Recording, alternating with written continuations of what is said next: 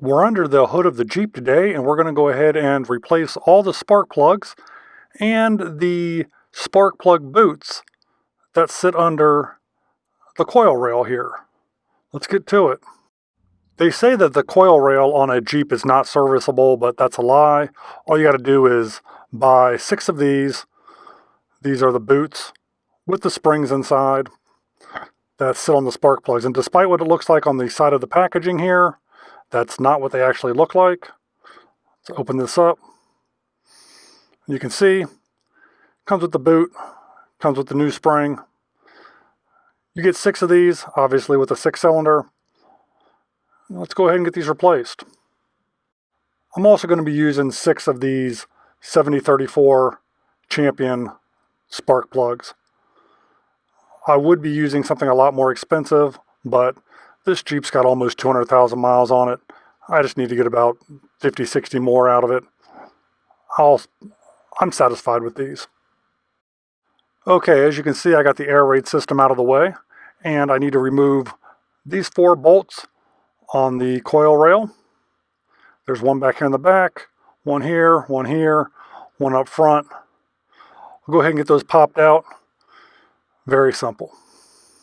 And as you can see, with those 4 bolts removed, got all those out of there, the rail just pops off. And there you go. You can see the old boots on there. We'll be taking all those off.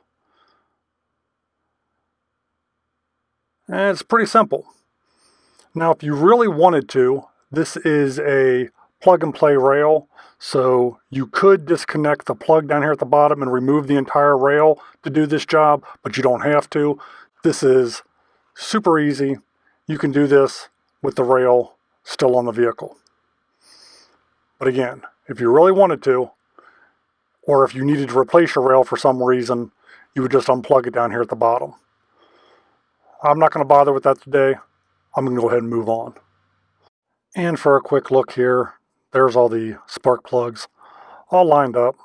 We'll get to those here in a little bit. Let's go ahead and get these boots replaced first. There's really nothing to removing these old boots. Just kind of grab a hold of them, bend them a little bit there at the bottom, and they pop right off. And you'll see the little spring left behind. So go ahead and junk the old boot and kind of pull the spring out of there. It's wrapped around a little hook in the bottom, so if you go counter to the way the spring is in there, it pops right out. And there you go. Don't have to worry about ruining it because you've got new ones. And you just go ahead and complete that process with all 6. All the old boots are off, as you can see. And we'll go ahead and briefly turn our attention back to the spark plugs before I go ahead and replace all these boots. So let's go ahead and get all those old spark plugs out of there. Get those replaced. Using a proper spark plug socket makes this super easy. Shouldn't have to explain this, but just go ahead and unscrew the old spark plug. As you can see, those are a little worn. We're going to go ahead and replace them. Get those lined up. And it's just that easy. As you can see, we'll move our way on down. Replace all 6 of them. Take your time. Move gently. Don't go cramming them in there. Be gentle. Slide it in there. Give it a little twist, a little turn. You'll get used to it. Go ahead and replace all 6. There's no crying and jeeping, so when you get close to the firewall here, I don't want to hear any complaining. This one is just as easy to get out as all the others. Just be patient with it. Comes right out.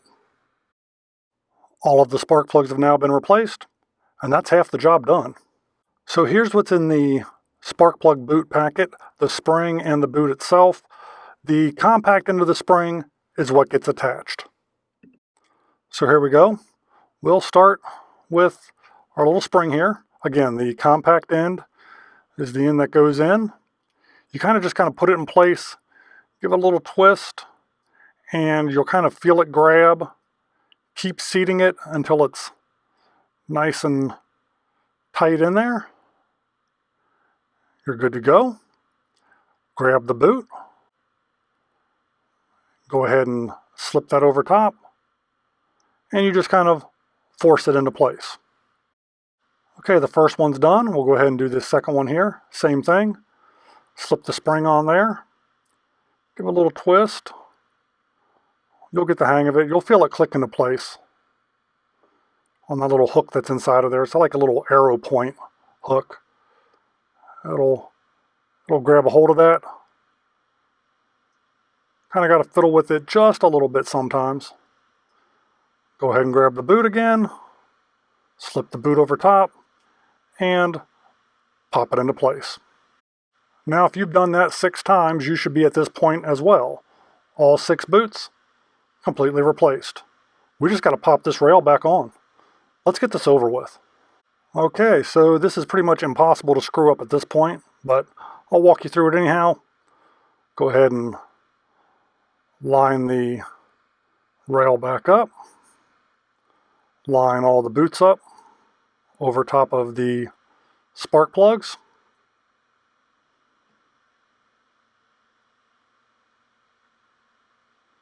Make sure everything's in line, and then you'll feel it seat into place. Once it seats into place, all you got to do is replace your bolts.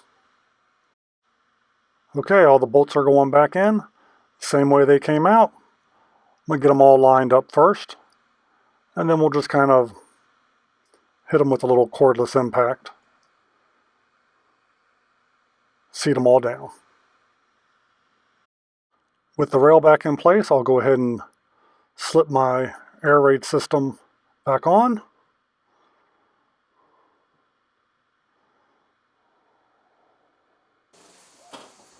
Go ahead and hop in and give her a start.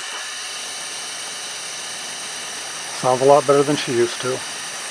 Alright, well, thanks for hanging out with me today, and if this video was helpful at all, you know that I'd appreciate that thumbs up like. Feel free to follow us on Instagram and see what projects don't make it to video, and maybe, just maybe, I'll see you on the next video. If you enjoy videos about the randomness of our amazing world, consider clicking on the globe to subscribe, or maybe checking out one of the other videos right here.